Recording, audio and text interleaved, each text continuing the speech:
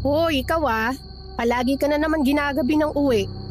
Mamaya hindi na overtime sa trabaho yung inaatupag mo. Si ate talaga, tamang hinala ka na naman. May nababalitaan ako. May nakakakita sa'yo sa kabilang bayan. May kasama ka raw lalaki. Saan mo nakilala yun? Dun sa kung saan kayo nag-swimming? Ha? Hindi ako yun. Ruth sinasabi ko sa'yo. Ayoko na kung saan-saan ka nagpupunta. Alam mo na delikado ang panahon ngayon. Lalo na dito sa probinsya natin, liblib. Saka kung may manliligaw ka, papuntahin mo sa bahay ng formal na makilala ko. Ate naman masyadong mahigpit daig mo pa sila mama at papa. Pinangangalagaan lang kita. Ayoko may makilala kang lalaking siraulo. Baka mamaya ano pang gawin sa'yo nun Nakakasakal na minsan Hoy babae, ako nga tigil-tigilan mo dyan sa kakaganyan mo Kaligtasan mo lang yung iniisip ko dahil ayoko mapahamak ka. Dalawa na lang tayo sa mundo. Pababayaan pa ba kita? Ang sabi ko naman dalhin mo sa bahay para makilala ko. Hindi naman kita pinagbabawalan mag-boyfriend. Ate, sandali! Ano yon? Bilisan natin maglakad. May narinig ako umaangil. Diyos ko, ano yun? Aswang, ate! Bilis! Takbo! Bilisan mo, tumakbo, ate! Humawak ka sa kamay ko! Rose! May umabot sa atin! Bilis, ate! Ate? Ate! Bitiwan mo ako! Bitiwan mo ako! Sino ka ba? Ate! Demonyo ka! Bitiwan mo ate ko! Rose! Rose! Tulong! Rose! Ate Nadia! Ibalik mo ate ko! Ate!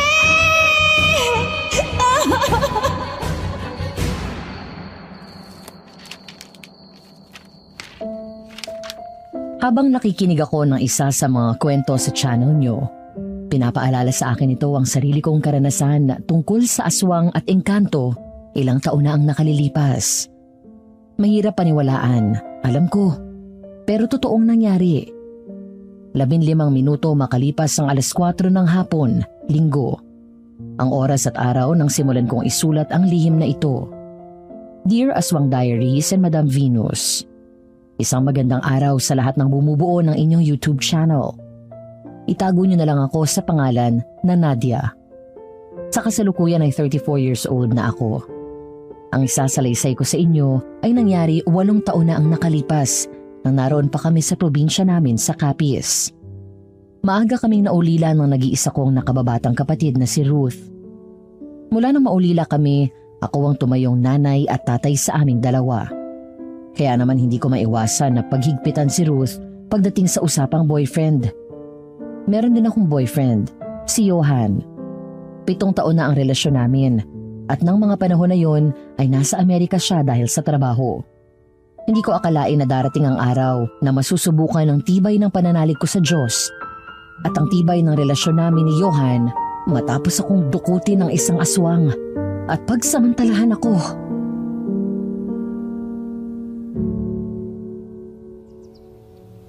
Ate, nakapagluto na ako. Kumain ka na ha. Papasok na ako sa trabaho.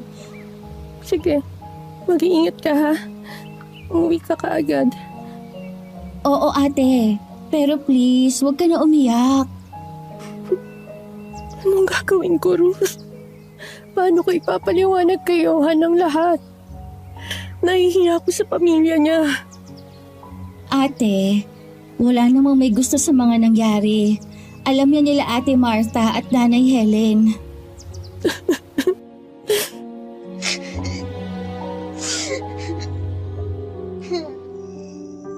Isang buwan na ang lumipas nang gabing habulin kami ni Ruth ng aswang. Naabutan ako nito at hinila mula sa kapatid ko. Binitbit niya ako papasok ng kakahuyan at doon ay pinagsamantalahan niya ako. Ang naalala ko ay piniringan niya ako at binusalan ng bibig. Sa kalagitnaan ng kahayupan niyang ginagawa sa akin, bigla akong nawala ng malay at hindi ko na alam ang sumunod na nangyari. Ang kwento ni Ruth sa akin, humahangos daw na dumating si Lolo Jimmy at binalita na natagpuan na daw ako. Nakita ko ng mga tao sa ilalim ng isang puno ng balete, punit ang damit at may natuyong dugo sa hita ko. Nakapiring pa rin ang mga mata ko at may busal sa bibig. Ang akala daw nila ay patay na ako hanggang sa gumalaw ang kamay ko.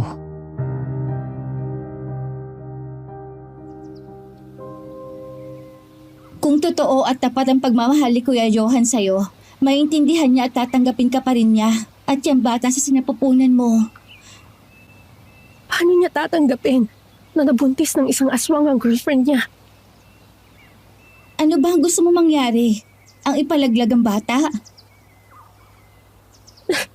Kung hindi ko lang iniisip na kasalanan yun sa Diyos, matagal ko nang ginawa. Dahil ayokong magsilang ng bata na balang araw ay magiging tulad ng kanyang ama. Huwag ka na mag-isip, ha? Maya-maya darating si Ate Marta para samahan ka dito. Papasok na ako sa trabaho. Sige, mag-iingat ka ha. Nadia? Ay, ayan na si Ate. Ate Marta, pasok! Oh, Ruth. Sige na, pumasok ka na. Ako nang bahala dito sa kapatid mo. Salamat, Ate. Ate Nadia, alis na ako. Nadia, nagdala na ako ng ulam natin para mamayang tanghali, ha? Salamat ate. Oh, umiiyak ka na naman. Tumahan ka na. Baka makasama pa yan sa'yo at sa bata.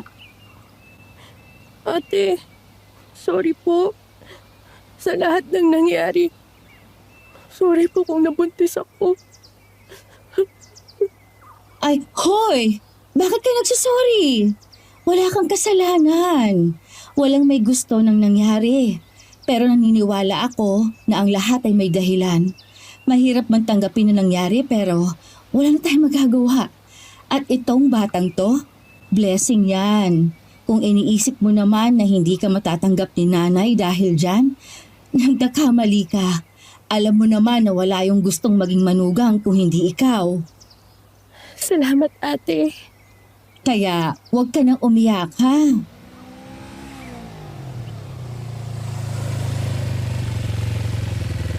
Oh, may inaasahan ka bang bisita?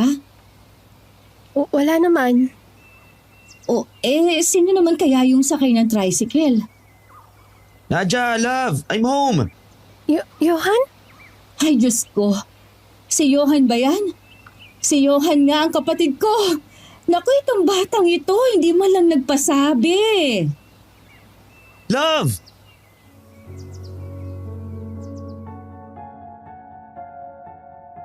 Tulala. Yun ang naging reaksyon ko nang lumabas ako sa bakuran at makita na si Johan nga ang naroon. Magkahalong saya at takot ang naramdaman ko.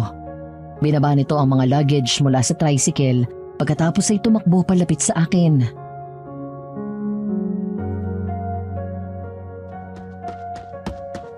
Love, nakauwi na ako. Tinupad ko yung pangako noon. Bumalik na ako at umuwi na ako dito sa'yo. Johan!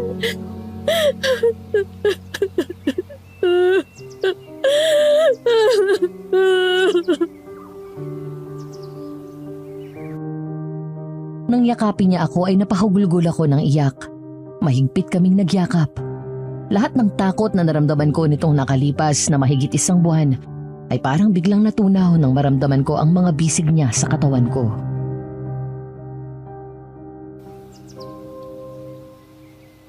Miss na kita. Kahit na madalas tayo nagkakausap sa video call, iba pa rin talaga kapag kasama kita at naaawakan kita ng ganito. Huwag ka na nga alis ulit. Huwag mo na akong iiwan. Hindi na, love. Dito na lang ulit ako sa tabi mo. Nahana, pakis nga. Pinahid nito ang mga luha sa pisngi ko at matagal na naglapat ang mga labi namin. Pagkatapos ay saka nito hinarap ang kapatid at niyakap. Ate, Diyos ko, kung bata ka, Bakit hindi ka nagpasabi na uuwi ka? Sana nasundo ka namin sa airport. Surprise nga eh. Si nanay, kumusta? Aba ayun at nasa bahay. Halika love, uwi tayo sa bahay. Iwan mo na muna dito ang gamit mo.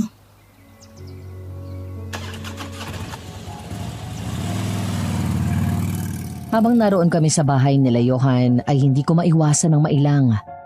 Panay ang lambing sa akin ito. Pero sa tuwing yayakapin niya ako o hahalikan, sinusundot ako ng konsensya ko. Isang beses habang nasa labas si Johan at nakikipagkwentuhan sa mga kababata nito, lihim kaming nag-usap ni Nanay Helen.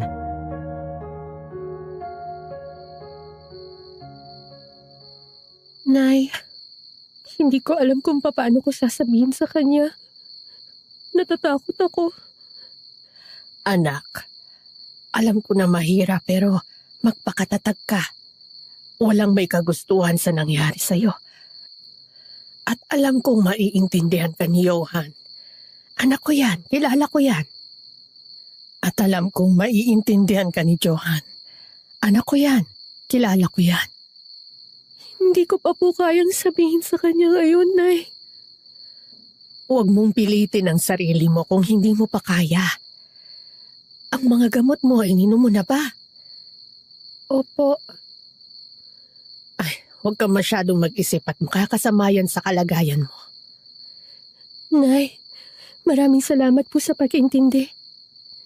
Kung siguro ibang tao ka, baka inutusan na ako na iwan ang anak niya. Pero hindi ako ganon. Hindi mo kagustuhan na magbunga ang kademonyohan ng aswang na yon. Mas pinagpapasalamat ko sa Diyos na buhay ka pa rin. Nangako ako sa nanay mo, Nadia. Sinabi ko sa kanya na hindi ko kayo pababayaan na magkapatid. Salamat po, Nay. Huwag ka nang umiyak. Baka mahalata ka pa ni Johan. Ang mabuti pa ay magpahinga ka na muna. Doon na lang po ako sa bahay magpapahinga. O sige. Love? Oh, love, lalabas ka? Babalik na ako sa bahay. Walang tao ron eh. Sige, susunod ako sa'yo. Tapusin ko lang itong kwentuhan namin ni pare.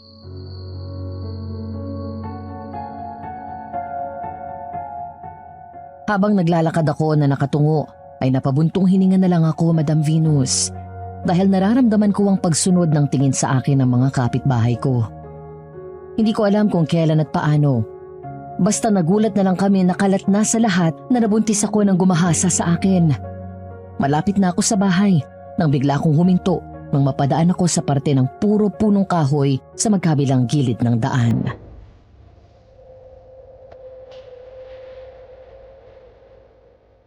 Bigla akong huminto sa paglalakad nang maramdaman ko ang malamig na ihip ng hangin na parang bumalot sa katawan ko. Maliwanag at mataas pa ang sikat ng araw pero nangangalisag ang mga balahibo ko sa mga sandaling iyon. Lumingon ako sa paligid.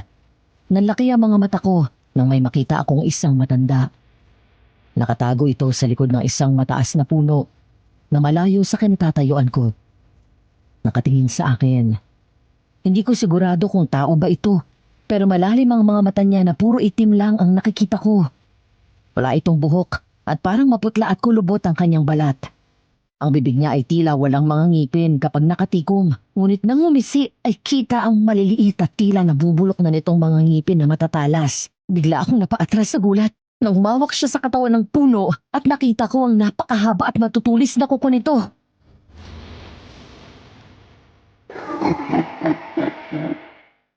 Nakaramdam ako ng dobleng takot nang marinig ko mula sa kinatatayuan ko ang nakakakilabot na tawa nito na parang isang demonyo.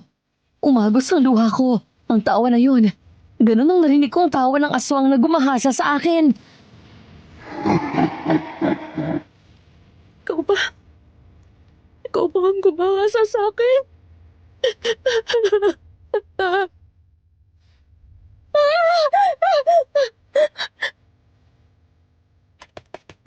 Bigla akong umatras nang tumakbo ng mabilis ang nakakatakot na matanda papunta sa akin.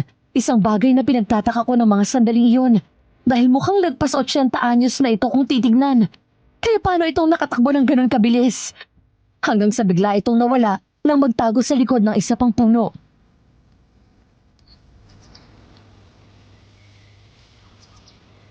Nadja, ayos ka lang ba? Lolo Jimmy, kayo po pala. Ano bang nangyari at parang namatayan ka riyan? Wala po. Huwag kang pupunta dyan sa lugar na yan. At maraming engkanto dyan. Baka mamaya mapaglaruan ka lalo na't ngayon nagdadalang tao ka. Pauwi ka na ba? Abay, halika na, sasabay na kita sa paglalakad. Opo, salamat po. Pero, paano niyo po nalaman? Pati mga kapitbahay natin alam.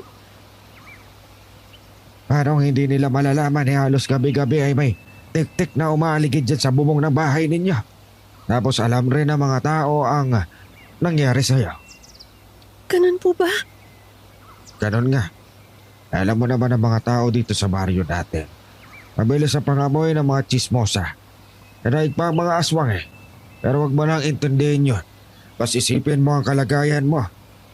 Alam mo, magsabit ka ng bawang sa bintana at pinto ninyo para hindi ka pasukin ng aswang. Alam mo naman dito sa atin, pinamumugaran ng masamang elemento. Salamat po, Lolo Jimmy. Sige po, dito na muna ako.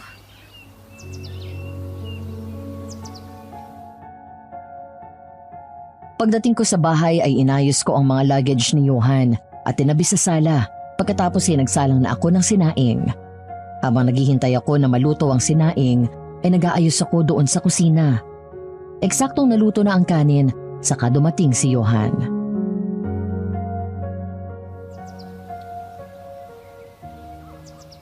Love? Nandito ako sa kusina. Love, mamaya na yung mga gawain eh. Kakarating ko lang oh. Pwede bang sa akin na muna yung atensyon mo? Hindi mo ba ako namimiss? Balik ka nga dito, umupo ka. Tinapik nito ang hita at naupo ako doon. Pagkatapos ay mahigpit naming niyakap ang isa't isa.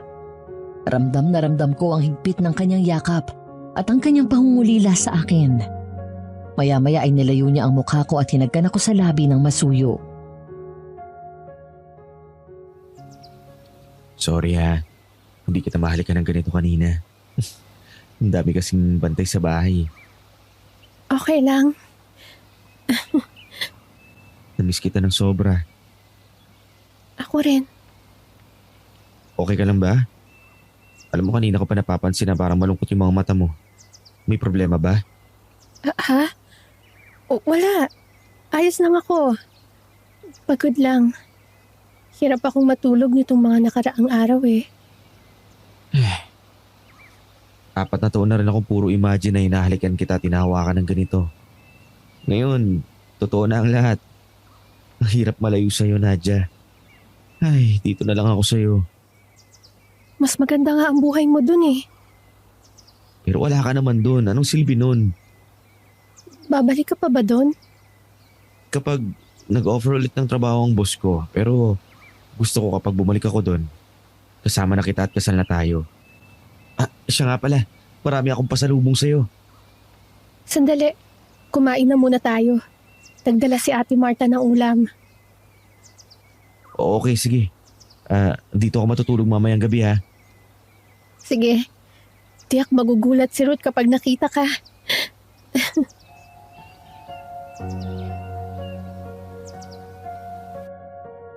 Pasado 8:00 na ng gabi. Pero wala pa rin si Ruth. 5:00 ang tapos ng trabaho nito, kaya dapat 6:00 pa lang ng gabi ay nakauwi na ito. Habang abala si Johan sa paglalabas ng mga pasalubong niya sa akin, ako naman ay hindi mapakali kahihintay kay Ruth.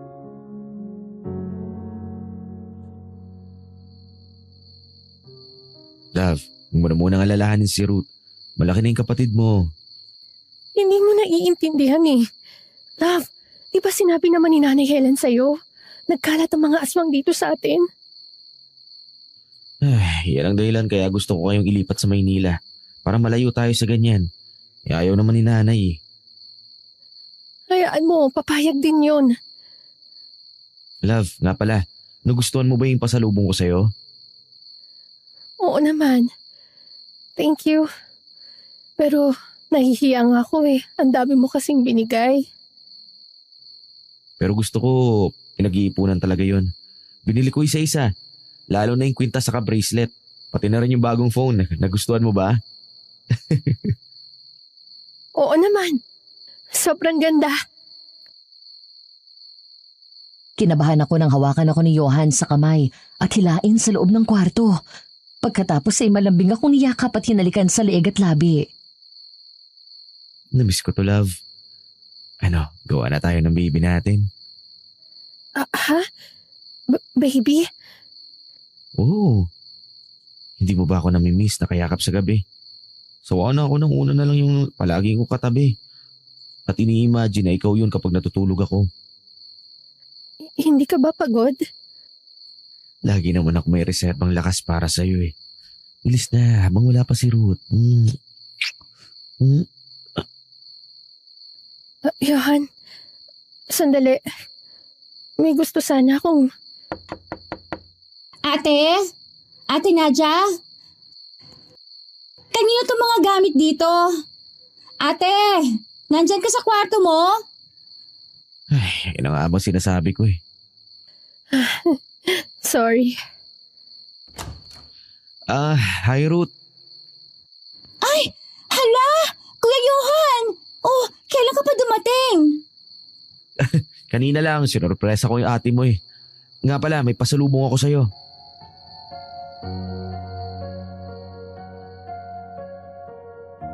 Napahinto kaming dalawa ni Ruth at labis na kinabahan nang biglang matigilan si Johan na makita ang isang papel na supot na may mga gamot.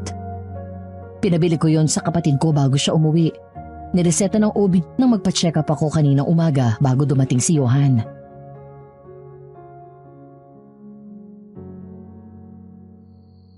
Gamot? Sino may sakit? Love, may sakit ka? Ha? Kuya!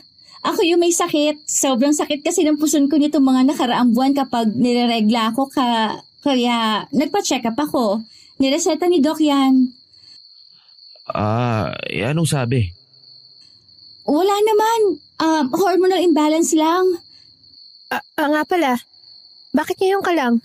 Nakita ko kanina yung mga kasama mo dumaan dyan sa tapat. Yung mga college friends ate. Bigla akong dinaanan sa trabaho Nanlibre, kumain lang kami sa labas. Hay nako, Ruth. Hindi ka man lang nag-text sa akin para magpaalam. Alam mo na delikado dito.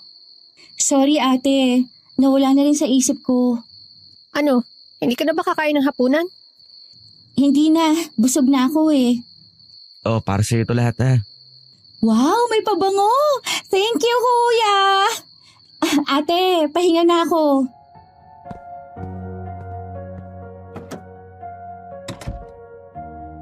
Nang pumasok si Ruth sa kwarto ay saka ako huminga ng malalim. Lumapit naman si Johan sa akin at yumakap. Natawa ako dahil para itong batang umuungot habang naglalambing.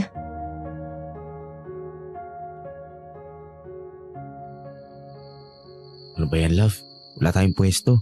Kapag dito tayo sa kwarto mo, maririnig ni Ruth yung langit-ngita ng kama. Kapag naman sa bahay, nandun si ate at nanay. Ay, nako. Huwag kang mag-alala. Ngayon ka pa ba magmamadali? Inasatin na lahat ng oras? Siyempre na-miss kita. Sabik na kaya ako sa'yo. Ang importante, magkatabi na tayong matulog. Sige na nga. Kapag nakahanap talaga ako ng tiyempo, lagot ka sa akin.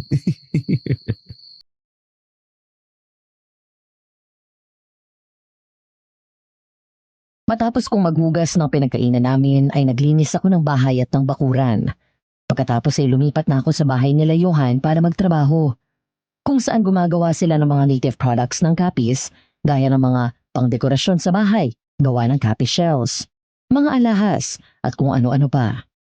Habang abala ko sa ginagawa ko, ay biglang dumating si Johan. Lumapit ito sa akin at hinawakan ako sa kamay.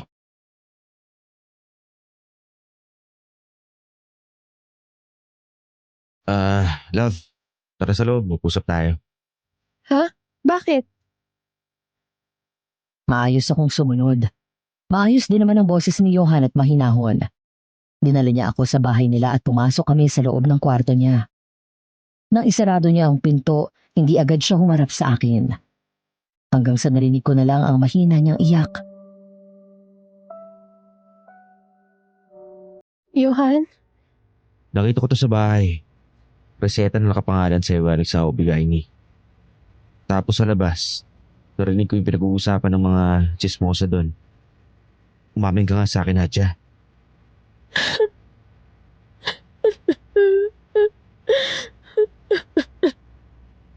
Buntis ka ba? Oo. Kailan pa, Nadja? Kailan pa ako niloloko? Hindi kita niloko. Hindi ko magagawa yun sa'yo. Magpapaliwanag ako, Johan. Hindi? Eh ano to? Bakit ka buntis? Sinong lalaki mo? Maniwala ka sa akin, wala akong ibang lalaki, wala. Ayaw mo na ba sa akin? Hindi mo na ba ako mahal? Hindi. Mahal kita. Mahal na mahal pa rin kita. Kung ganun, paano mo ito nagawa? Halos maya't maya tayo nag-uusap online pero nagawa mo pa rin. Nirape ako. Ano? Hindi kita niloko, Johan. Alam ng Panginoon na ikaw lang ang lalaking mahal ko. Kinahasa ako at hindi tao ang gumahasa sa akin, kundi isang aswang. Ano sinabi mo? Teka, pinaglalaroan mo pa ako? Anak, Johan, buksan mo tong pinto. Alam niyo rin yun, Nay. Totoo ang sinabi ni Nadia. Hindi kanya niloko, anak. Nung gabing naglalakad sila ni Ruth pa uwi, hinabol sila ng aswang at naabutan sila nito. Hinablot si Nadia at dinala sa kakahuyat. Mabilis humingi ng tulong si Ruth. Halos buong gabi kaming naghahanap kasama ang mga kalalakihan dito sa ating baryo. Ang mga tanod at si Kapitan. Hindi namin siya nakita. Hanggang natagpuan na lang namin siya ni Ka Jamie sa kakahuyan na walang malay at punit ang damit. Ito ba yung sinasabi niyo sa akin na biglang pumunta sa Maynila si Nadja? At naiwan niya yung phone niya? Oo, anak. Patawarin mo kami kung nilihim namin at nagsinungaling kami sa'yo. Hindi namin alam, lalo si Nadia, kung paano sasabihin sa'yo ang lahat. Takot na takot ako, Johan. Ayoko malaman mo dahil alam ko masasaktan ka.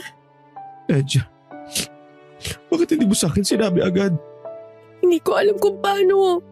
Hindi ko alam kung matatanggap mo ako. Ginahasa ako. Hindi ng isang tao, kundi ng isang aswang. Paano ko sasabihin yun sa'yo? Paano ko sasabihin sa'yo na ang nakapunti sa akin ay alagad ni Satanas? Kaya pala pinagtitinginan ako ng mga tao dito kahapon pa.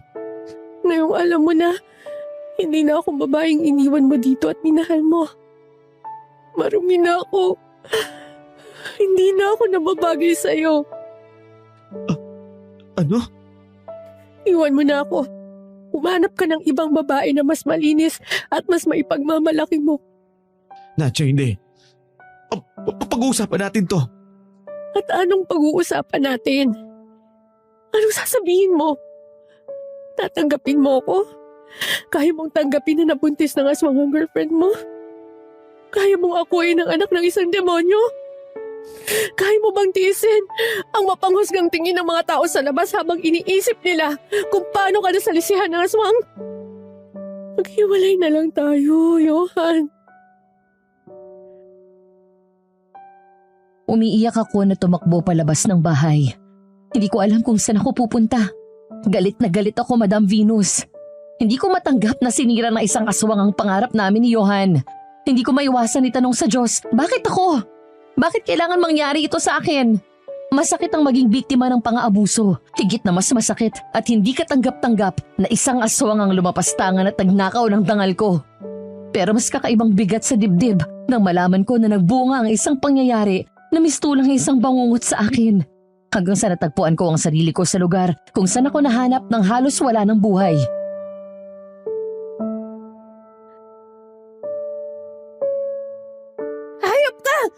Magpakita ka sa akin kung talaga matapang ka!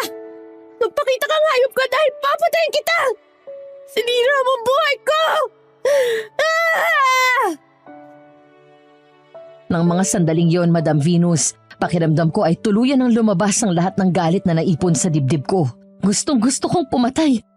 Nang mga sandaling yon ay gusto kong halugugin ang buong kagubatan, makita at mampatay ko lang ang aswang na sumira sa buhay ko. Sumigaw ako ng sumigaw hanggang sa manghina ako at mapaluhod sa damuhan.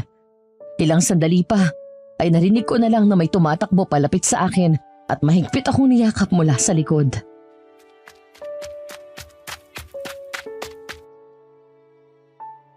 Tama na, love. Tama na. Pasensya ka na sa mga nasabi ko, ha. Anak, uminahon ka. Baka makasama sa bata at kung anong mangyari sa inyo. Nay, ayoko nitong batang to. Tulungan mo ako. Ayokong ipagbuntis ang batang to. Ayoko.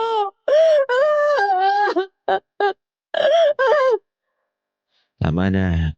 Sige na. Hanap tayo ng solusyon, pangako.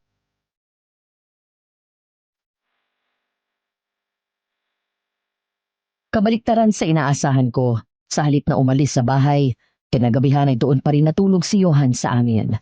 Hindi siya umalis sa tabi ko at patuloy akong sinuyo.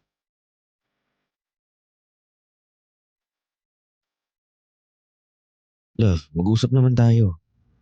Ano pang ginagawa mo rito? Hiwalay na tayo, di ba? Pumayag ba ako? Oo, nagalit ako kanina.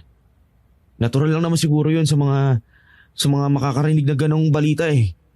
Pero nang sinabi mo na yung totoo, naiintindihan ko naman eh. Sinasabi mo lang yan dahil naaawa ka sa akin. Johan, wala na akong mukhang maiharap sa'yo. Naiintindihan ko dahil mahal kita. Ano pa bang gusto mong patunayan ko sa'yo na sa kabila ng mga nangyari, hindi nagbabago yung pagmamahal ko sa'yo? Tanggap mo? Kaya mo bang sumiping sa akin kahit na alam mong nilapastangan ako ng aswang na yun? Yung ba ang dahilan kaya ayaw mong may mangyari sa atin mula nang dumating ako? Kung bakit palagi kang umiiwas? Anong akala mo sa akin, hindi ko nahahalata? Hindi ako nakakibo dahil yun naman talaga ang totoo. Nagulat ako nang bigla akong hawakan sa kamay ni Johan at hinila palabas ng kwarto. Naabutan namin si Ruth na nasa sala at nanonood ng TV. Ruth, lalabas na lang kami ng ate mo. Mauna ka na muna kumain dahil gagabihin kami. Okay, kuya! Saan ba tayo pupunta? Basta sumama ka sa akin.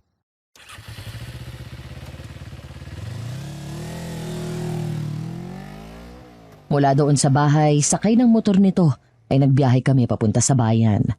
Nagulat ako nang ipasok ni Johan ang sasakyan sa parking lot ng isang motel.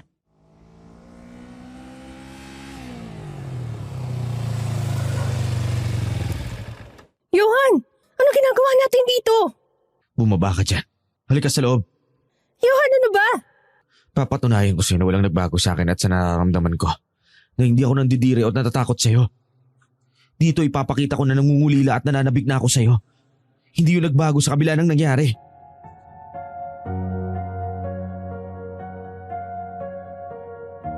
Wala akong nagawa nang hilain niya ako sa loob at kumuha ng isang kwarto si Johan. Pagdating sa loob ay hindi man lang ako pinagsalita nito. Bigla na lang akong hinalikan sa labi. Maalab, mapusok at mapag-angkin ang kanyang halik. Ang damdamin ko na pilit kong pinipigil dahil sa kalagayan ko ay tuluyan ng kumawala. Tumugon ako sa mga halik niya. Ang lahat ng takot at pag-aalala ko ay sinantabi ko, Madam Venus. Nang sandaling yon, pinili ko ang sarili kong kaligayahan. Nang araw na yon, buong puso at walang halong pandidiri, takot o pangusga akong inangkin ni Johan. Paulit-ulit. Pinaramdam niya na ang Johan na minahal ko noon ay siya pa rin ang lalaking minamahal ko hanggang ngayon.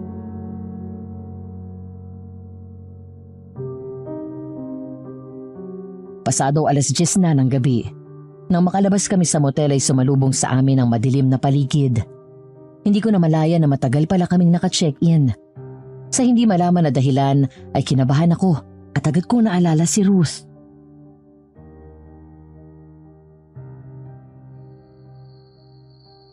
Gabi na pala. Baka matsyempohan tayo ng aswang. Ano? Gusto mo bang umuwi na tayo o dito na tayo magpalipas ng gabi? Umuwi na lang tayo, love. Naalala ko si Ruth, maaga papasok nun bukas. Walang magluluto ng agahan at baon niya sa trabaho. Sige, kung yan ang gusto mo. Huwag kang mag-alala. Kasama mo naman ako eh. Okay, bilisan na lang natin.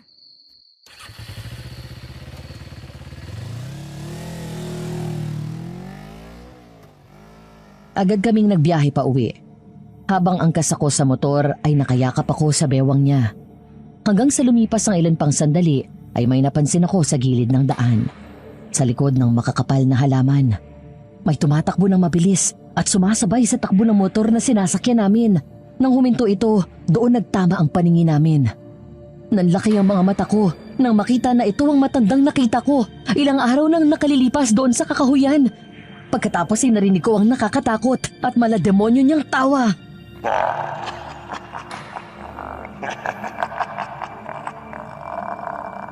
Johan! Bilis! Yung aswang! Sumusunod sa atin! Ano? Bilisan mo!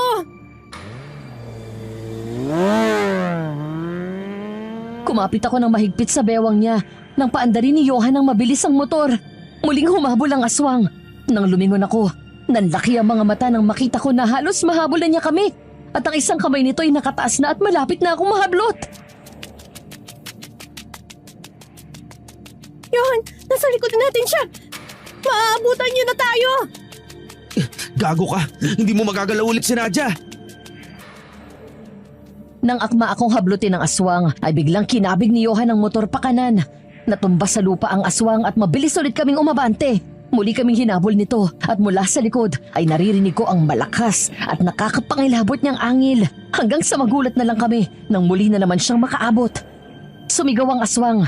Galit na galit at nanlilisik ang mga mata nito na parang gustong gusto akong kunin ito. Nadia! Hubarin mo yung kwintas ko! Yung anting-anting na lagi kong suot na bigay ni nanay. Mag-ingat ka! Baka mamaya makuha ka niya. Oo!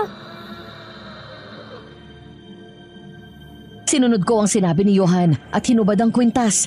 Nagtaka ako nang bigla nitong hininto ang motor. Gumisi ang aswang at muli naming narinig ang nakakatakot niyang tawa na parang hinugot sa impyerno.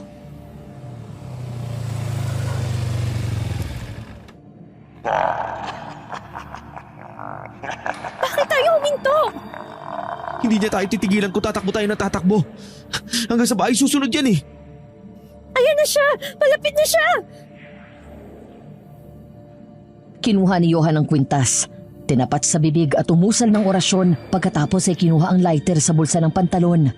Habang ang aswang naman ay dahan-dahang naglakad papunta sa amin.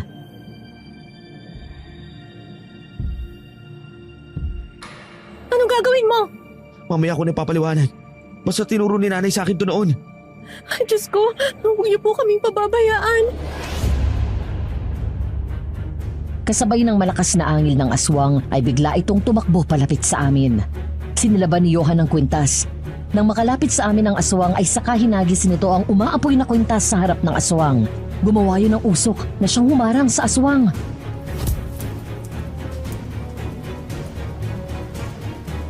Hindi na yung makakasunod. Dumikit na sa kanya yung amoy ng pangontra. Halika na, bilis!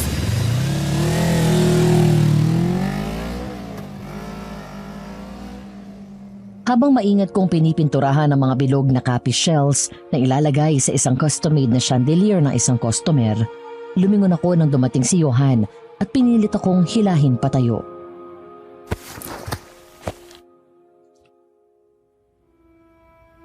Love, tama na muna yan.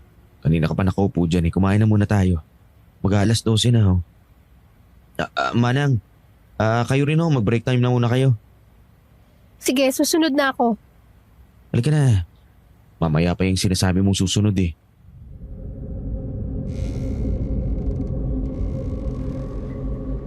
Napilitan akong tumayo at hindi na nakapalag pa nang hawakan nito ang kamay ko at dinala ako sa loob ng kanilang bahay. Pagdating sa kusina ay nakita ko na may dinuguan doon.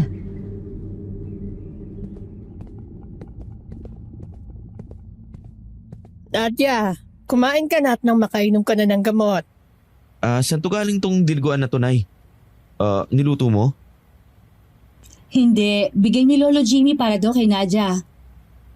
Hindi ko alam na marunong palang magluto yun si Ka Jimmy.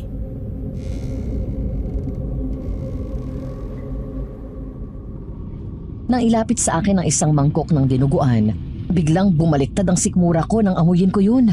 Napakalansa ng amoy. Mabilis akong tumayo at tumakbo sa banyo at nagsuka. Agad namang sumunod sa akin si Johan at hinagod ang likod ko.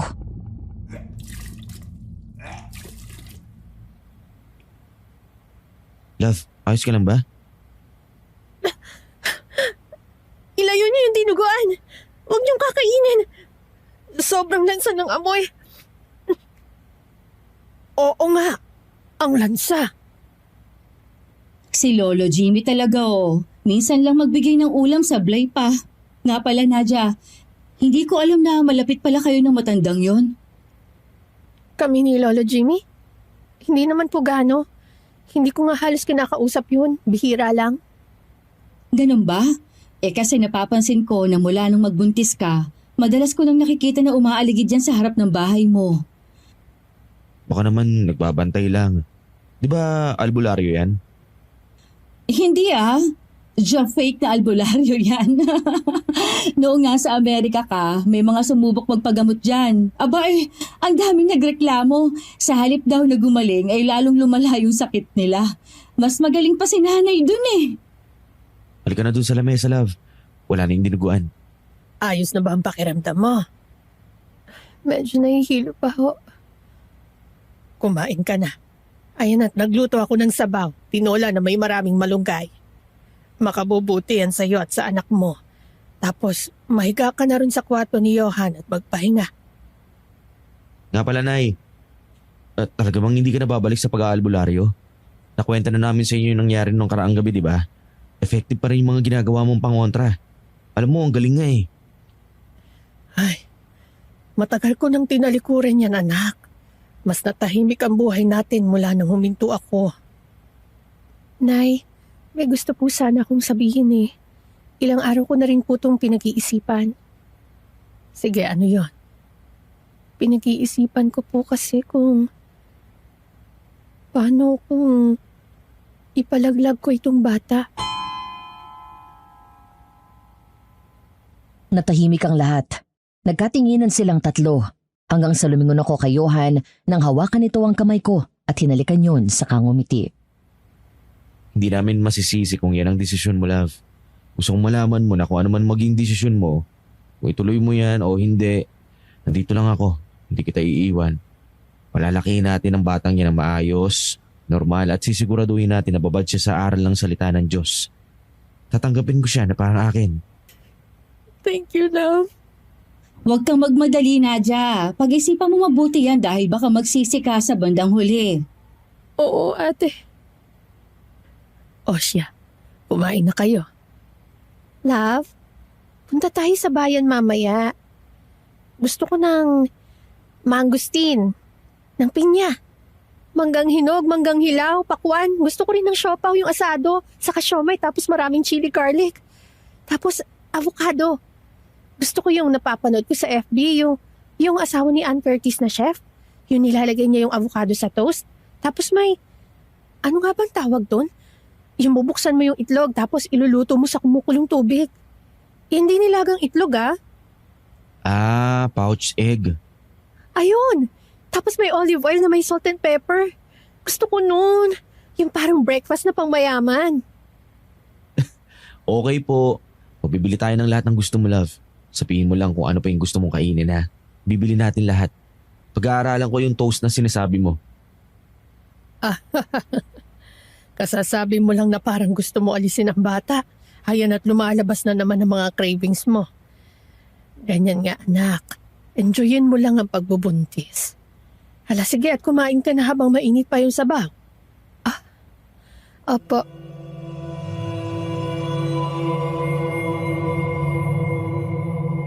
Tinupad ni Johan ang pangako niya sa akin. Kinahaponan nga ay pumunta kami sa bayan at nabili ng mga pagkain na pinaglilihan ko. Nang malaman ni Johan ang totoong nangyari sa akin, aaminin ko na nabawasan ang bigat sa dibdib ko. Ngayon ay nagagawa ko ng ngumiti Lalo na tinanggap niya ako ng walang pag-aalinlangan, pati ang pagbubuntis ko, Madam Venus. Tanggap man ito ng boyfriend ko. Pero ako, aaminin ko, nahirap pa rin akong tanggapin ang batang ito.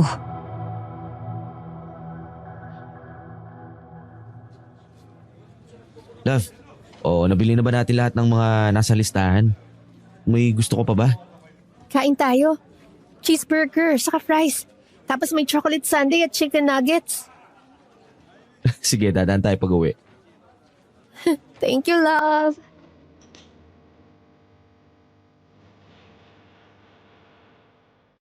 Mula sa bilihan ng mga prutas ay sumakay kami sa pickup truck na dala nila Johan at dumiretso para bumili ng burger. Pasakay na ako nang matigilin ako at makita ang isang pamilyar na mukha ng babae. Naglalakad ito doon sa bayan at may ka-holding hands na lalaking matangkad, mestizo at mukhang dayo doon sa amin. Pagkatapos ay lumapit ang dalawa sa isang motor.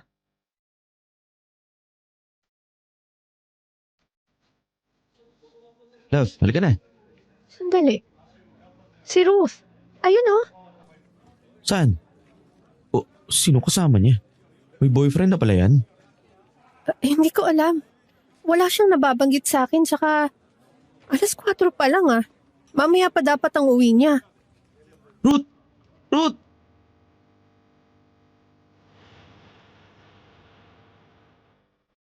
Lumingon ang kapatid ko, maging ang lalaking kasama niya. Nang makita kami ni Ruth para itong nakakita ng multo. Mabilis sumakay ng motor ang dalawa. Pagkatapos ay nagmamadaling umalis. Napakunot-noo ako nang lumingon pa sa akin ang lalaking kasama ng kapatid ko pagkatapos ay lihim na ngumisi at naging puro itim ang mga mata. Kinabahan ako, Madam Venus, dahil pamilyar ang itim na mga mata na yun.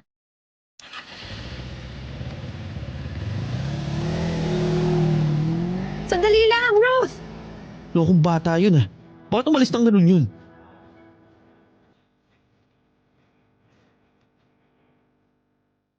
Gabi, at inaayos ang kama namin ni Johan nang sa wakas ay dumating si Ruth.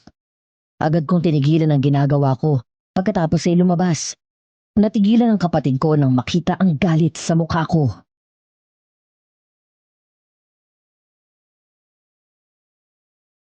Sino yung lalaking kasama mo kanina? Hindi pa ba obvious, ate? Boyfriend ko. Nagpanting ang tenga ko dahil sa maangas na sagot nito. Akmang susugurin ko si Ruth nang mabilis umawat at pumagitna sa amin si Johan. Aba, bastos ka! Tinatanong ka ng maayos, Ruth. Huwag mo akong dadaanin sa angas mo. Love, huminahon ka. Kailan pa naging kayo ng lalaking yon? Bakit hindi mo man lang pinapakita kahit anino niya dito sa bahay? At anong ginagawa mo sa bayan ng ganong oras kanina? Hindi ba may pasok ka sa trabaho? Wala kang pakialam. Hindi na ako teenager, ate. Lahat na lang ba ng kilos ko kailangan ipaalam sa'yo? Hindi ko sinasabi sa'yo dahil ayoko. Kapatid mo ko, Ruth. Sa ayaw at sa gusto mo, may pakialam ako sa'yo. Saan mo nakilala yung lalaking yon? Wala ka na doon. Sagutin mo ako, saan mo siya nakilala? Ang kulit mo naman, ate. Wala kang pakialam sabi. Ruth, hindi tama yung inaasal mo sa ate mo ha. Nagtatanong lang naman siya eh. Natural na tatanungin ka niya dahil concern kami sa'yo. Hindi namin kilala yung lalaking kasama mo. Eh di wag kayo maging concern. Ang aarte, ang daming drama. Hay nako! Anong nangyari dun?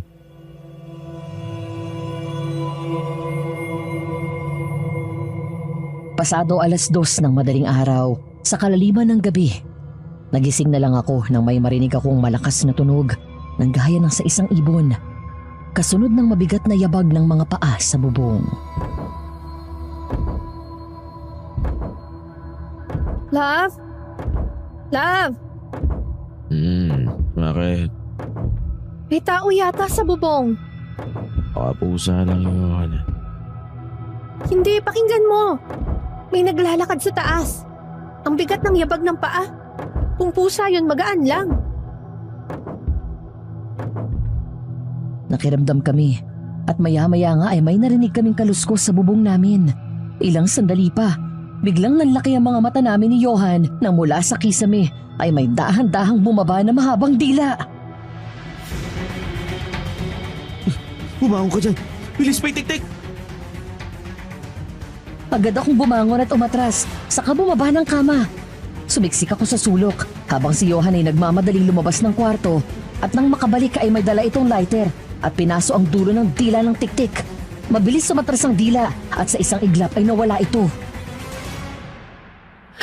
Muntik na ako dun. Ayos ka lang. Oo. Natakpan ko lang yung binutas ng tik-tik tapos matutulog na ulit tayo. Makakasama sa'yo yung napupuyat eh. Love! Sa bintana! Biglang napababa ng kama si Johan at hinarang ang katawan sa akin. Nang mula sa bintana ay nakita namin ang matandang aswang. Ito ang humabol sa amin ni Johan nung nakamotor kami. Naroon siya sa tapat ng bintana. Nakangisi habang nakatingin sa akin ang nakakatakot na puro itim nitong mata. Huwag kang mag-alala. Hindi yan makakapasok dito. May mga pangontra ng aswang na nilagay si nanay sa lahat ng bintana. Ang mukha niya, love. Nakakatakot.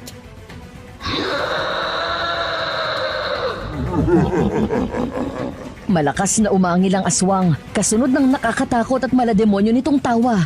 Galit na kinalampag nito ang dingding na para bang pinipilit nitong pumasok. Dahil malinaw na jealousy glass ang bintana namin at may kanipisan ng kurtina na nakasabit doon, kitang-kita kami nito mula sa labas. Mabilis kaming tumakbo ni Johan palabas ng kwarto at nagmamadaling kumuha ng asin hanggang sa marinig na lang namin na may nabasag na salamin. Ay, Diyos ko, nakapasok yata siya. Pero paano? May mga asin at bawang na sa mga bintana. Nagmamadali kaming bumalik sa kwarto dala ang asin pero hindi naman basag ang mga bintana doon. Nagkatinginan kami ni Johan nang maalala namin pareho si Ruth. Nagmadali itong pumunta sa kwarto ng kapatid ko at doon namin nakita ang aswang. Malapit ang mukha kay Ruth at hinahaplos ang pisngin nito. Demonyo ka! Paano ko nakapasok dito? Lumayo ka sa kapatid ko! Umangil ng malakas ang aswang nang lumingon ito sa amin. Pagkatapos ay mabilis itong sumugod at agad binalingan si Johan. Sinunggaban ng aswang ang leeg nito at itinulak siya ng malakas sa pader. Bitiwan mo siya! Demonyo ka! Nang akmang kakagatin nito si Johan ay agad kong sinabuyan ng asin ang aswang. Nagmamadali akong bumalik sa kusina at kumuha ng kutsilyo. Pabalik na sana ako nang magulat ako at mapasigaw nang sumunod pala ito sa akin. Nabitawan ko ang kutsilyo at agad na umatras. Ako ang may karapatan sa'yo dahil anak ko ang dinadala mo. Ikaw? Ikaw ang demonyong gumahasa sa akin. Ako nga. At kapag hindi ka sumama, kukunin ko ang kapatid mo. Demonyo! Kaya sasama ka sa akin. Biglang lumiyad ang aswang kasabay ng malakas na sigaw nito. Napatingin ako nang mula sa sahig ay biglang tumayo si Johan. Sinaksak pala nito ang aswang at muling nabitawan ko ang kutsilyo. Pagkatapos ay sinaksak ulit ng ikalawang beses ito sa likod. Wala nang kukunin dito at walang kang karapatan kay Nadia. Ngayon nandito na ako. Hindi ko nahaaya na matuloy pa ang anumang kademonyo ang plano mo. Nakasalisi ka lang noon dahil wala ako dito. Pagbabayaran mo lahat ng ginawa mong paglalapastangan sa kanya. Nagmamadali itong bumalik sa kwarto ni Ruth at sa sinira nitong bintana dumaan bago tumakas. Napaupo ako sa sahig nang mawalan ng lakas ng mga binti ko. Mabilis akong nilapitan ni Johan at niyakap ng mahigpit.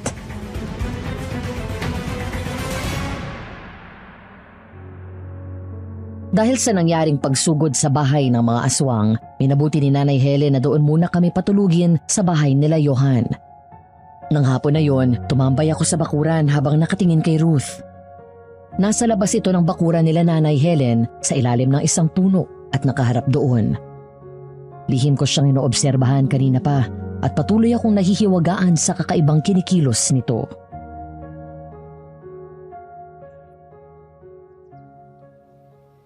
Love, nakahanda ng merienda. Halika na. Sandali lang. Sige, susunod na ako sa loob. Oh, akala ko ba gutom ka na? Ikaw tong pinagmamadali ako magluto eh. Love, tingnan mo si Ruth. Kanina ko pa siya pinagmamasdan.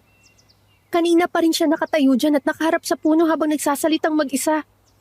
Oo nga no. Nag-aalala ako sa kapatid ko. Yung naging reaksyon niya kagabi nung sitahin ko siya tungkol sa lalaking kasama niya. Pagkatapos, naaalala mo, yung gulong nangyari sa bahay, sa kabila ng mga ingay natin habang nilalabanan ng aswang. Hindi pa rin siya nagigising. Kilala ko si Ruth. Kapag natulog yan, konting kilos o ingay lang sa paligid ay nagigising yan. Isa pang napansin ko kanina, yung mga damit na hinubad niya, may mga lupa at mga damong nakadikit sa likuran. Hindi kaya naiengkanto si Ruth? Gusto mong tanong ko kay nanay? Teka, nasabi mo na rin ba yung tungkol sa natuklasan mo? Hindi pa.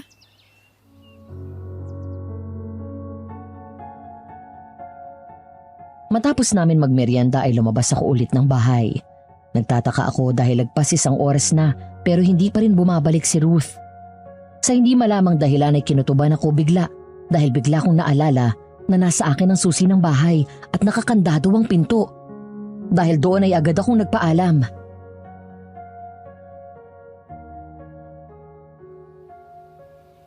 Nay, love, susundan ko lang si Ruth sa bahay. Sasamahan na kita. Alam mo naman na delikado siya yung lumabas mag-isa eh.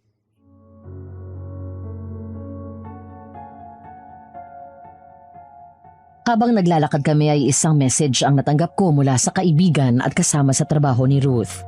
Napahinto ako sa paglalakad nang mabasa ang laman ng mensahe nito.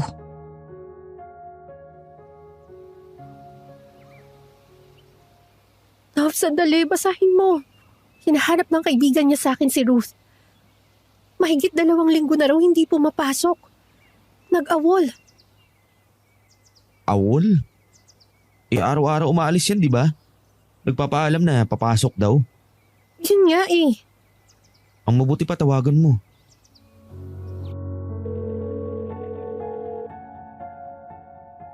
Sinunod ko ang payo ni Johan. Tinawagan ko ang kaibigan ni Ruth at doon ko nalaman ang totoo. Halos manlumo ako sa mga nalaman ko. Lumalabas na matagal nang nagsisinungaling sa akin ang kapatid ko.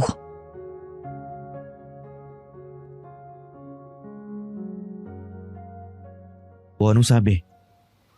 Johan, mula raw nung araw na nag-swimming si Ruth at ang mga kasama niya sa trabaho, hindi na daw siya pumasok kinabukasan. Mula nung makilala niya yung lalaki na Johnny daw ang pangalan. Nagkakilala daw sila dun sa lugar kung saan sila nag-outing. Johnny? Yun siguro yung lalaki nakita natin na kasama niya. Love, malamang tama ang hinala ko. Naiengkanto nga si Ruth. Yung lalaking kasama niya. Nung sumakay sa motor yung lalaki, lumingon siya sa akin at ngumisi. Tapos yung mata niya, biglang nagbago, naging itim. At yung aswang na pumasok sa bahay, nagbanta siya na kapag hindi ako sumama sa kanya, si Ruth ang kukunin niya. Halika na, bilis. Puntaan na natin si Ruth sa bahay.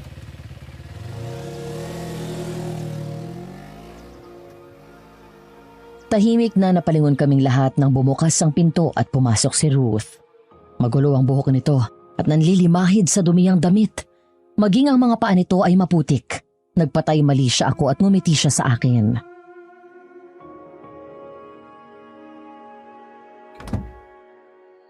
Good evening po, Nanay Helen. Oh, Ruth, kumain ka na ba? Opo, Sabi mo may kukunin ka lang sa bahay. Bakit inabot ka na ng gabi? naisip ko kasi na mahiga muna doon sa kwarto, ate. Talaga? Paano ka nakapasok sa bahay? Nasa akin ang susi. Natigilan si Ruth at agad napalis ang ngiti. Doon ako tumayo.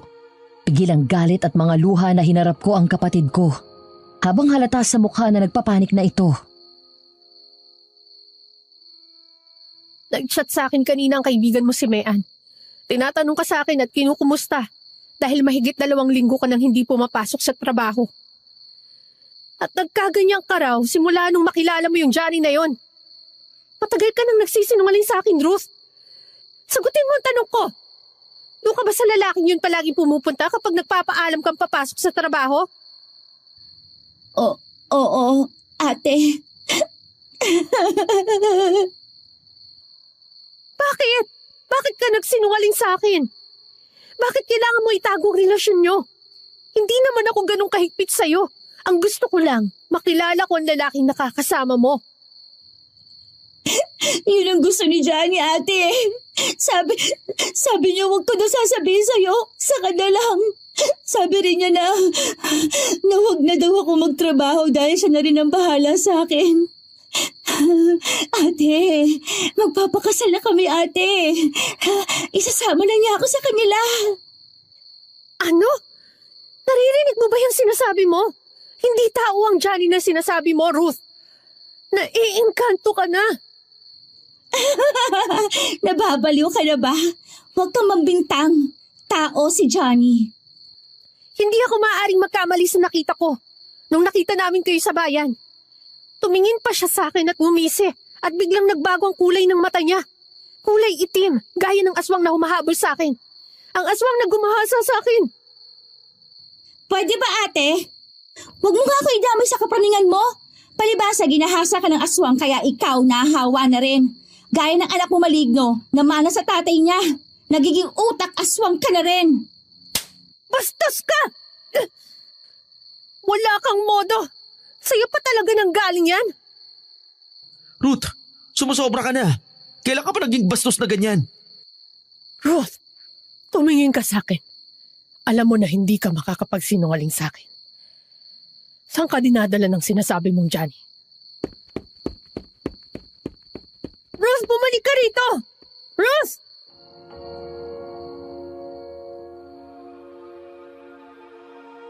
Biglang umatras si Ruth at tumakbo palabas. Agad namin siyang hinabol, pero nang pumasok siya sa kakahuyan ay bigla na lang itong nawala. Ang tanging naiwan lang nito ay isang paa ng tsinelas na aksidenteng nahubad sa pagmamadali nitong makalayo. Diyos ko, ang kapatid ko.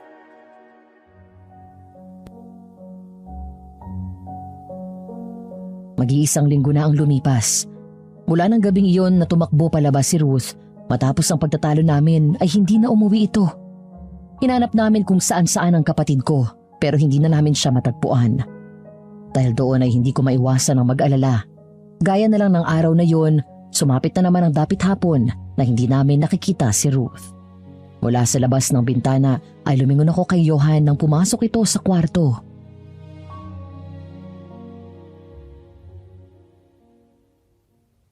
Love, anong ginagawa mo? Wala naman. Naalala ko lang si Ruth. Lilipas na naman ang isang araw na hindi ko siya nakikita. Love, nasa na kaya siya?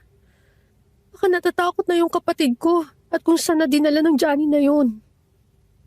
Nakablatter na yung Johnny. Gumawa na rin sila ng chartographic sketch para mapadali yung paghahanap sa kanya. Mahahanap natin si Ruth, huwag kang magalala.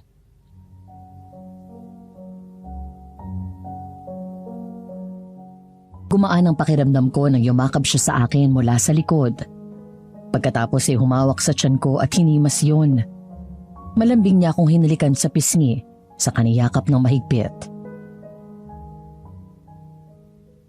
Huwag ka na mag-isip. Baka mamaya makasama sa'yo lalo na kay baby.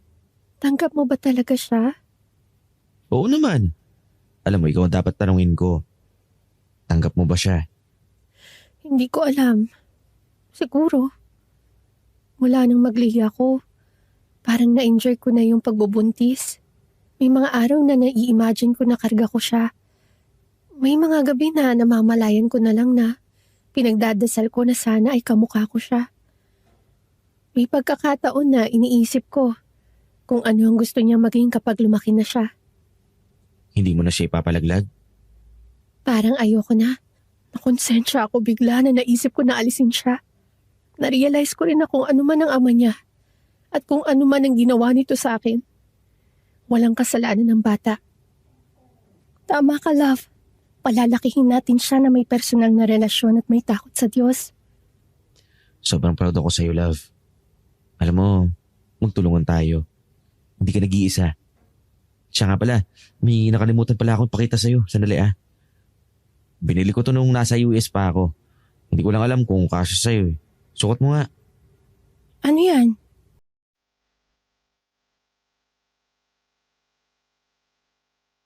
Sinundan ko ng tingin si Johan nang may kunin ito sa isang drawer. Nagulat ako nang bigla nitong isuot ang isang singsing na may malaking diamante sa ibabaw. Hindi makapaniwalang tumingin ako sa kanya at humarap. Tatawa-tawa na hinaplos nito ang pisngi ko at hinalikan ng matagal sa labi.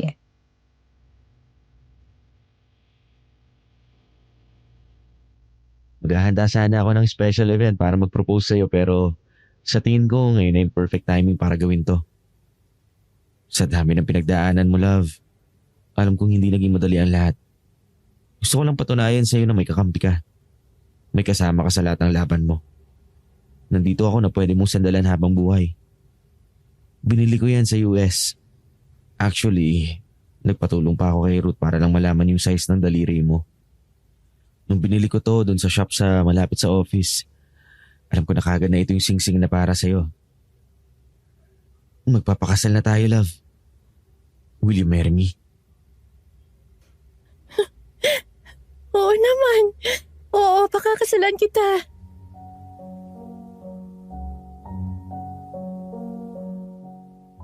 Matagal kong hinalikan sa labi si Johan. Pagkatapos ay niyakap namin ang isa't isa ng matagal din. Parang ang lahat ng problema ko sa mga sandaling yon ay panandali ang nawala.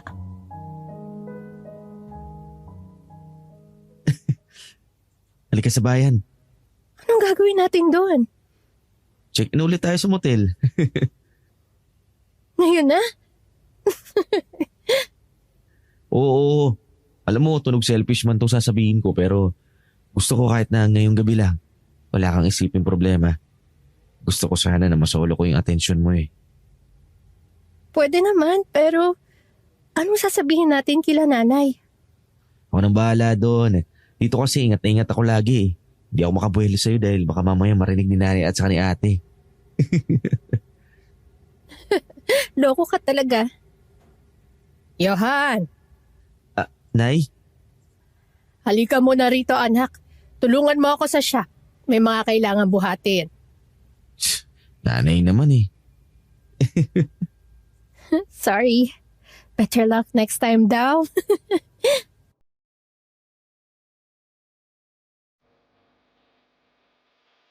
Alauna ng madaling araw nang magising ako para magbanyo. Bumangon at lumingon ako kay Johan nang mahimbing na natutulog at nakadapa at nakayakap sa bewang ko ang braso. Dahan-dahan ay inalis ko yon, saka dinampot ang damit ko sa sahig at nagbihis. Dahil may biglang pinagawa si nanay at hindi natuloy ang pag-check-in namin, kaya pinagbigyan ko na si Johan ng maglambing ito kanina bago kami natulog. Lumabas ako saka pumunta sa banyo. Pabalik na ako sa kwarto nang matigilan ako at marinig ang isang pamilyar na boses.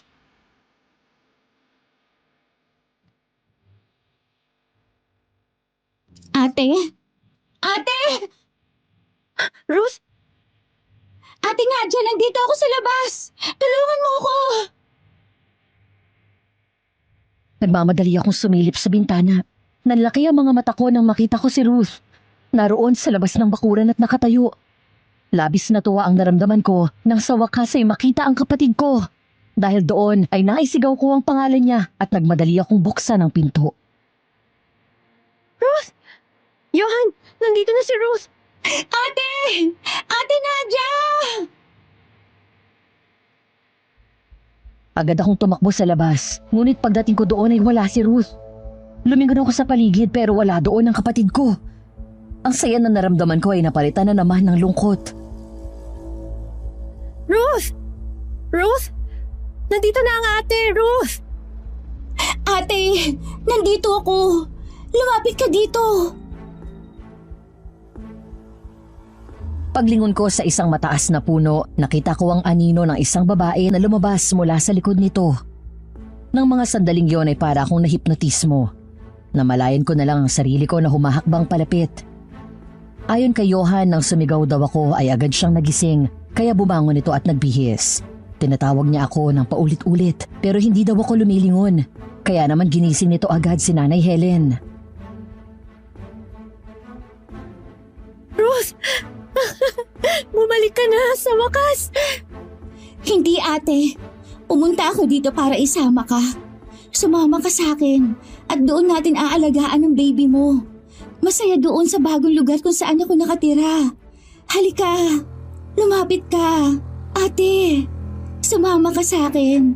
Ikaw at ang anak mo. Rose, nandito na si ate. Nadia! Wag! Huwag ka sasama sa kanya! Bago pa ako makalapit ay may biglang yumakap sa akin sa likod, sabay bitbit sa akin palayo.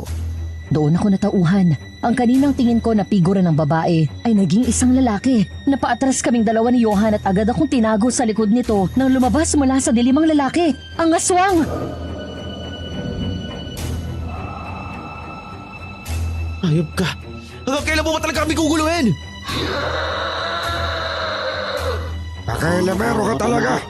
Ikaw ang una kong papatayan. Johan! Huwag mo siyang sasaktan! Nagulat na lang ako nang sumugod ang aswang at sinalubong ito ni Johan. Sinipa agad ito ni Johan sa tiyan pagkatapos ay sinuntok ng malakas. Bahagyang nawala ng balanse ang aswang pero agad ding nakabawi. Sumugod ito gamit ang kuko nitong matalas. Sa bawat galaw at atake ng kamay nito ay mabilis nakakaiwas si Johan.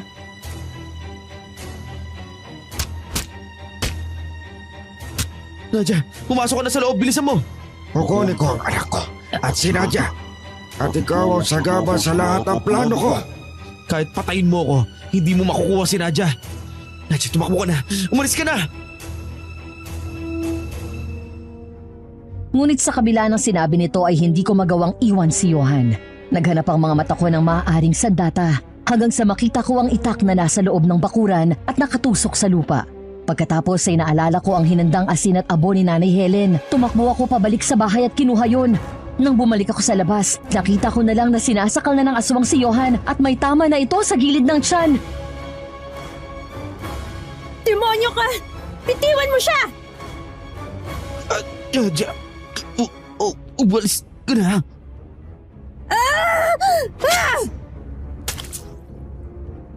Galit na hiniwa ko ang likod nito gamit ang itak. Saka ko sinabuyan ng asin at abo ang aswang, kaya nabitiwan nito si Johan. Sinubukan kong sugurin ulit ng itak ang aswang at muli itong umatras. Doon ako nakalapit kay Johan at hinarang ang sarili ko sa kanya. Demonyo ka! Lahat na lang ng mahal ko sa buhay gusto mong kunin! Una si Ruth, ngayon naman pati si Johan, papatayin mo! Tapos gusto mo pati ako kunin mo! Kinukuha ko lang kung ano ang akin. Kahit kailan wala kang pag-aari dito! Hindi ako o ang anak ko!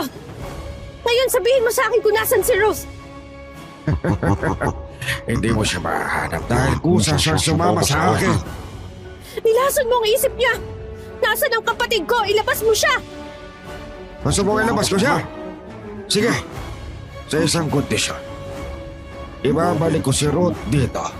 Pero ikaw at ang anak ko ang kapalit. Sasama ka sa akin at dadaling kita sa mundo ko. Hindi ko ibibigay sa iyo si Nadia! Hoy! Aswang naligaw! Umalis ka rito! Iwan mo ang mga bata! Layas!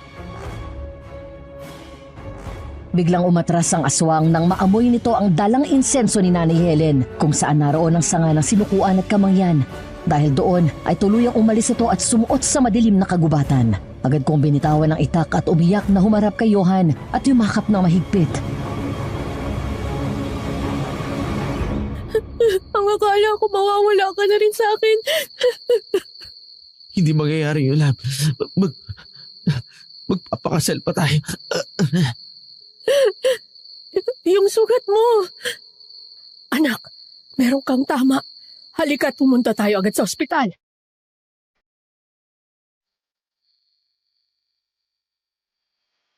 Matapos gamutin ang sugat ni Johan ay pinauwi rin ito ng doktor. Kinaumagahan, habang naroon kami sa kwarto at nagpapahinga, biglang may kumatok sa pinto at dahan-dahan iyong bumukas.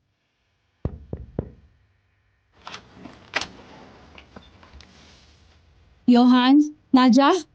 Tawag kayo ni nanay sa kubo sa likod. Importante daw. Sige ate, susunod na kami. Inalalayan ko si Johan sa paglalakad dahil masakit pa ang sugat nito. Pagdating namin sa kubo, ang dating lugar kung saan ang gagamot si Nanay Helen noon, naabutan namin siya na nakaupo at nasa harap nito ang isa pang silya at may nakapatong na plangganang may tubig.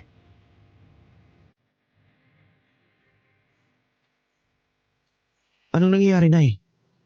May nakita ang mga tauhan natin sa shop dyan sa labas ng bakuran. Isang kamiseta. Wala naman daw may-ari, pero ang tindi ng amoy. Ang baho at malansa na amoy lupa at lumot na ewan. Noong inamoy ni nanay, ang aswang daw ang may-ari nito at pamilyar daw sa kanya ang amoy na yon. Talaga po? Aswang na ligaw ang tawag sa kanya. Ligaw? Parang ngayon ko lang narinig na may ganun na aswang, Nay. Ang aswang na ligaw ay karaniwang mga lalaking aswang na may lahing engkanto na itinakwil sa kanilang mundo. Sila ang mga nilalang na walang mapuntahan at naninirahan sa mundo ng mga tao. Dahil malungkot at walang kasama, kumukuha siya ng mga tao at isinasama sa kanyang mundo. Pero hindi sila hayok sa laman ng tao gaya ng ibang aswang. Kada isang taon ay may pinipili siyang babae na pupunlaan upang ipanganak ang kanyang anak. Habang buntis ang babae ay kukunin niya ito at ikukulong hanggang sa mailuwal ang bata. Kapag nanganak na ang babae, kukunin ng ligaw ang sanggol at papatayin ng ina at kakainin ang katawan nito. At sinadya ang napili niyang punlaan.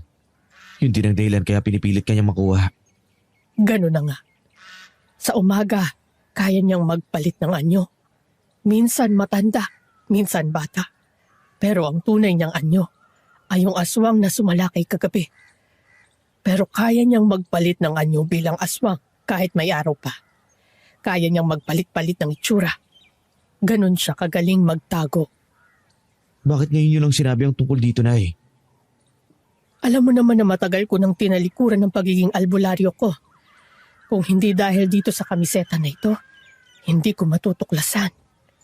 Minsan na akong may nakaharap na aswang na ligaw. At kinulong ko na siya sa tahanan niya pero mukhang nakawala ito. Kung ganun, paano natin mahahanap kung saan siya nakatira? Sa pamamagitan nitong kamiseta.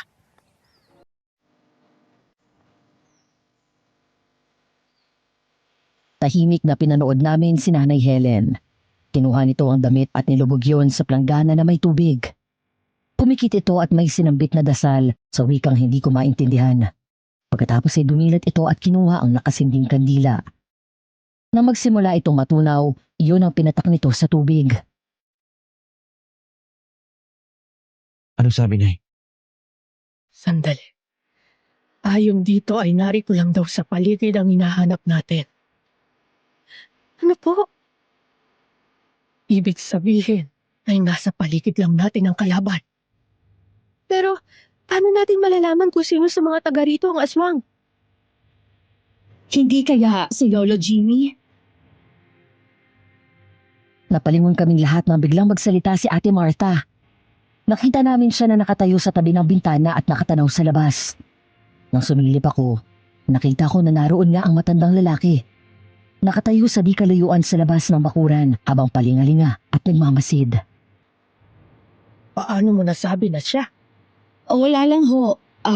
Napansin ko kasi na palaging para nakabantay ang matandang yan dito kay Nadia at Ruth eh. Lalo na pagkatapos maghahasa ng aswang itong si Nadia at mabuntis. Naalala niyo pa ho ba na nagbigay ng dinuguan? Ngayon, dito na tumutuloy si Nadia sa atin. Ayan, at nakabantay pa rin. Sandali lang. Tumayo si Nanay Helen at sumipol. Maya-maya ay isang itim na uwak ang lumipad at dumapo sa binata. Hinimas-himas yun ni Nanay Helen at pagkatapos ay binulungan ng ibon at lumipad ito palayo. Ayun, bilis. Sundan natin. Love, dito ka lang sa bahay. Kami na nila nanay ang aalis. Ano? Sa tingin mo ba pababayaan kita? Ikaw nga ang gustong makuha ng animal na yun eh. Hindi. Pero yung sugat mo. Okay lang ako, love. Mas importante ka sa akin. Malayo sa bituka to at saka isa pa, hindi tayo pupunta doon nang hindi handa. Yung mga gamit dalhin natin.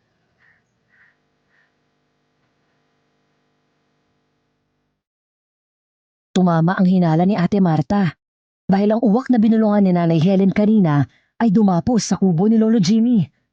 Habang ang matanda naman ay biglang tumakbo palayo nang makita ang ibon. Lola Jimmy! Lola Jimmy! Ka Jimmy, pwede ho ba tayo mag-usap? Nay! Ay si Lolo Jimmy! Tumatakas papuntang pukuan! Habulin natin, bilis! Pumasok na kami sa loob ng bahay nito at nagulat kami sa aming natuklasan. Dahil naroon si Ruth at nakahiga sa isang papag. Ruth, gumising ka! Sige na, Nadia. Umalis na kayo. Ako na bahala magdala kay Ruth sa bahay. Tsaka kung hawak na ligaw ng kaluluwa niya. Kailangan mo na siyang harapin ngayon dahil kung hindi, patuloy kanyang gagambalain. Salamat.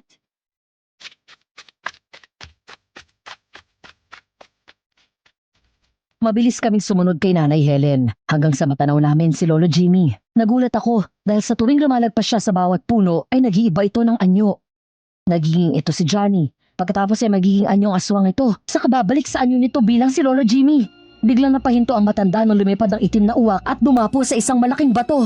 Napaatras ito na paarabang natakot sa ibon. Nang humarap sa amin si Lolo Jimmy ay isa na itong ganap na aswang.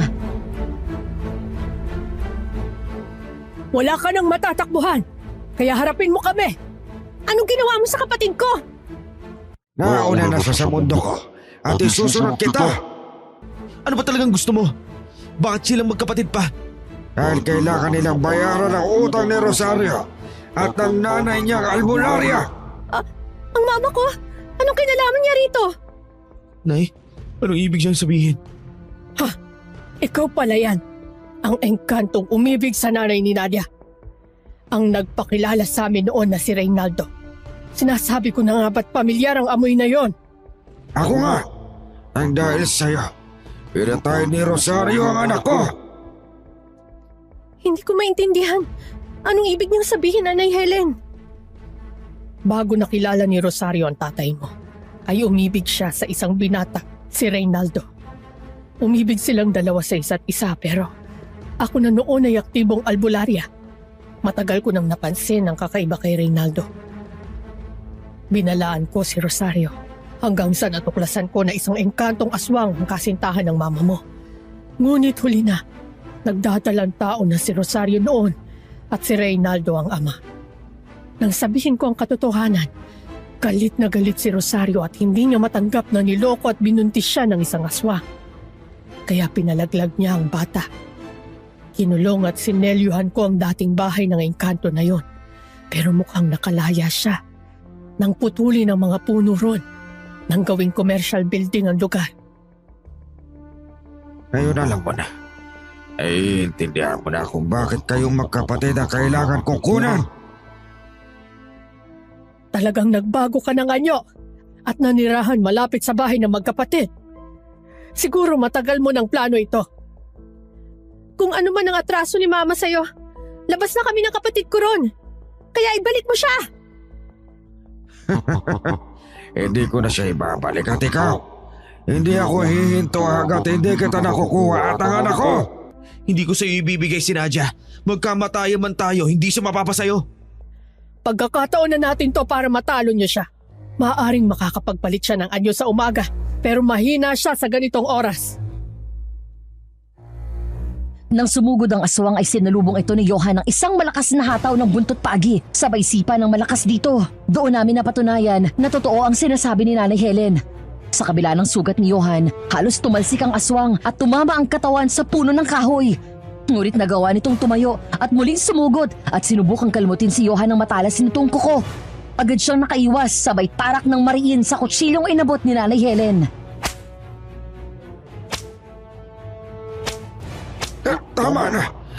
Hindi ko na kaya. Hindi na ako lalaban. Tama ang nanay mo. Mahina na ako. Hahayaan kita mabuhay pero mangako ka sa akin na hindi mo guguluhin si Nadia at ibabalik mo si Ruth sa amin. Hindi ako ganun ka-stupido para pumayag ako na ibalik si Ruth na wala kapalit. Ikaw ang magdesisyon, Nadia. Ibabalik ko si Ruth at ipapalit mo ang sarili mo sa kanya. Ay, iwan kita dito na hindi kagambalain pa. Pero tuluyan ko nang isasama ang kapatid mo sa mundo ko. Love, wag! Please! Pero paano si Ruth! Hindi ko siya pwedeng pabayaan! Nadia, hindi mo ako pwedeng iwan. Huwag ka sumama sa kanya. Ano, Nadia? Magdesisyon ka na. Ikaw o ang kapatid mo? Patuloy na umagos ang luha ko. Ayokong iwan si Johan, pero hindi ko rin pwedeng pabayaan ang aswang na ito na kunin ng kapatid ko. Hanggang sa mapatungo ako at tumingin sa aking tiyan. Napahagulgul ako at humawak ako doon. Sabay muling lingon kay Johan. Nadia, wag! I'm sorry. Nadia! Nadia, anak! Maghunos dili ka! Nang ilahad ng aswang ang kanyang kamay ay humakbang ako palapit. Sinubukan akong pigilan ni Johan pero hindi na ako lumingon pa. Nang makalapit ako, mula sa likod ay bigla kong nilabas ang patalim at tinutok ito sa tiyan ko. Ikaw naman ang mamili ngayon! Ibabalit mo ang kapatid ko at titigilan mo ng panggugulo mo sa akin. O papatayin ko tong anak mo! Mamili ka! Wag! Pakius, wag ang anak ko. Tinakwil ako ng lahi namin. Ang gusto ko lang naman ay may makasama ako at hindi malungkot. Kung ganon, pinauubaya ko na sa iyong anak mo. Kunin mo na siya! Pagkatapos ay ibalik mo sa akin ang kapatid ko at huwag ka nang babalik pa rito! Talaga? Ibibigay mo siya sa akin? Oo, mas mabuti nang sa'yo siya dahil hindi siya magiging normal dito gaya ng ibang mga bata. Ayoko maranasan niyang malupit na mundo ng mga tao. Sige, bubuyag ako. Basta mangako ka, aalagaan mo siya at hindi ka na babalik pa rito. Dahil kapag bumalik ka, kaya ka namin patayin. Lalo na, alam namin ang kahinaan mo. Ako, kapag umuwi kayo, gising na si Ron. At wala siyang maaalala kahit ano. Salamat. Nahigit ko ang hininga ko nang hawakan ng aswang ang puson ko. Matapos yun ay nawalan na lang daw ako ng malay at hindi ko na alam ang mga sumunod na nangyari.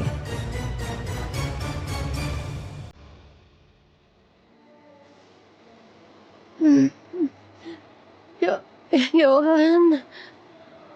Ha? Kuya Johan! Kuya! Gising na si ate! Dahan-dahan akong dumilat nang marinig ko ang pamilyar na boses ng kapatid ko. Natulala na lang ako nang makita ko siya, normal at natataranta pa habang tinatawag ang mga tao doon sa bahay. Umagos sa mga luha ko na naupo si Ruth sa gilid ng kama at hinawakan ang kamay ko. Ate? Ate, okay ka lang? Ha?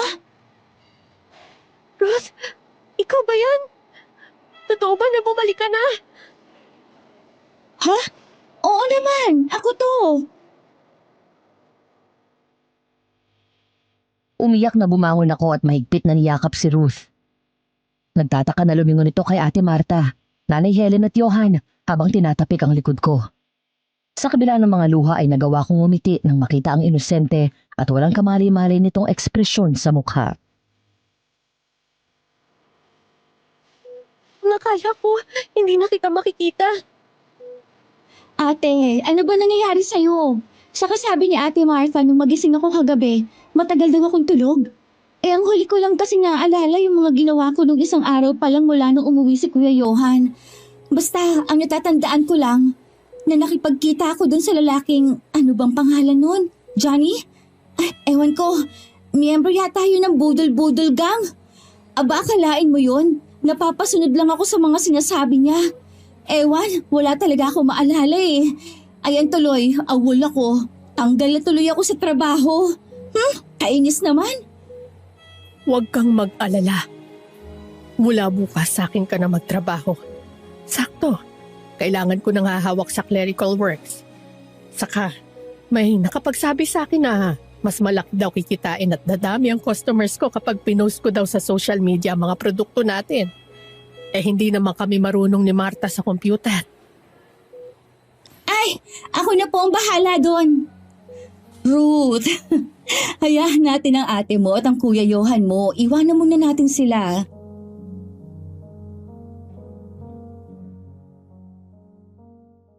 Dove, so wakas gising ka na. Agad lumapit sa akin si Johan at niyakap ako ng mahigpit. Pagkatapos ay matagal naming hinalikan ng isa't isa. Ang baby. Wala na yung baby. Nung ginawa ka ng aswang yung tiyan mo, nawalan ka na lang ng malay at mabilis siyang umalis. Dinala ka namin dito sa ospital. Lumabas na dinugo ka pero walang nakitang fetus sa tiyan mo. Nagtataka ang mga doktor. Masama ba akong ina dahil sa ginawa ko? At isinakripisyo ko ang anak ko. Kailangan mo lang mamili. Dahil kung hindi mo yung ginawa, baka pareho kayo ni Ruth ang mapahamak. Hindi mo naman pinalaglag ang baby mo eh. Ibinigay mo lang sa ama niya. Kapag handa ka na, magkakaroon ka ulit ng baby. Sigurado ako noon na ako na yung tatay. Salamat lang. Napakabait mo at naintindihan mo ko. Salamat dahil tinanggap at minahal mo yung baby ko. Sabi ko nga sa'yo, di ba? Mahal ko ang lahat ng mahal mo. Sa wakas, matatahimik na tayo. Sa mga susunod na araw, aasikasuhin na natin ang kasal natin ha. Dahil excited na ako maging misis ka. Oo nga pala. Ako rin, love. Excited na ako sa kasal natin.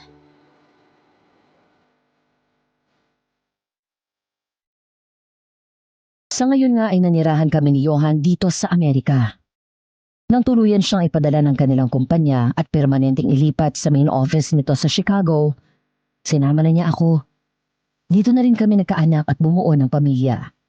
Ngayon nga ay kasama na namin dito si Ruth at gaya ko ay tahimik na rin ang kanyang buhay, kasama ang kanyang fiancé. Sa susunod na 3 buwan ay susunod na rin dito si Ate Marta at Nanay Helen. Noong mapagsamantalahan ako at magbunga ang ginawa sa akin ng aswang, hindi ko maintindihan kung bakit nangyari iyon sa akin. Pero nang sunod naman na nabiktima ang kapatid ko at muntik makuha ng aswang, hindi ko akalain na ang walang muwang na baby ko ang magliligtas sa kanya. Hanggang ngayon ay hindi pa rin nawawala sa isip ko ang tungkol sa anak ko. Minsan iniisip ko kung hindi ko siya binigay sa kanyang ama at pinagpatuloy ang pagbubuntis ko. Masaya kaya siya ngayon tulad ng mga anak namin na paboritong maglaro ng snow tuwing winter season? Normal kaya ang naging buhay niya gaya ng sa amin. Ngunit sa kabilang banda, panatag din ang kalooban ko na hindi siya lumaki dito at naroon siya sa mundo kung saan mararamdaman niya ang kabilang siya at hindi naiiba. Hanggang dito na lang at maraming salamat po sa inyong pakikinig sa aking kwento. Naway nagustuhan ninyo at may natutunan kayo sa aking karanasan. More power sa Aswang Diaries. At huwag niyo pong kalimutan na mag-like, mag-share at mag-subscribe sa channel na ito. Nagmamahal, Nadia.